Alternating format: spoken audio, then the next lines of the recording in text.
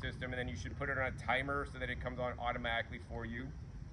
And then the most important part of this talk is actually how to grow without synthetic fertilizer. So people will buy Miracle-Gro or just the 10-10-10 fertilizer. The problem with a standard conventional fertilizer is that they're focused on three main minerals that they determined that the plants need to grow, which is totally true. But what they don't tell you is that there's up to 90 different trace minerals that could be in the Earth's crust and should be there if our topsoils were not eroded. So I add back trace minerals to the soil to make my plants more nutritious and even sweeter. So you want to grow in compost, worm castings, and fertility.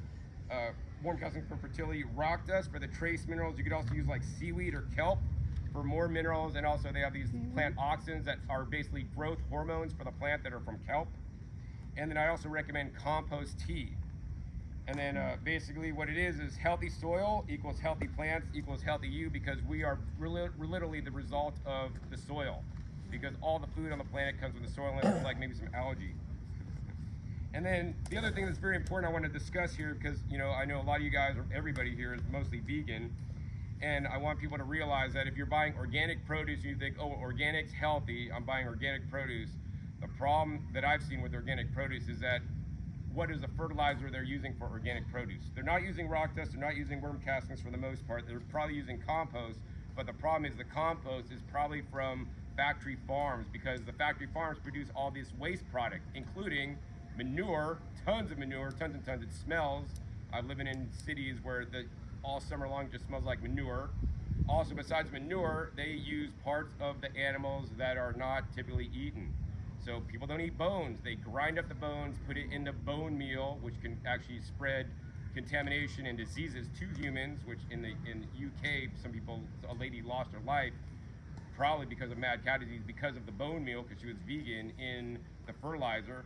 And also too, when they slit cows' necks, which is gross, and they eat the meat, they bleed them out, and all that blood is dried into blood meal, which is then an organic input for organic fertilizer. So manure, blood, and bone, which is gross. I know we don't want to discuss this because we don't eat these things and we think it's hideous, but you're eating food derived from these animal factory waste streams.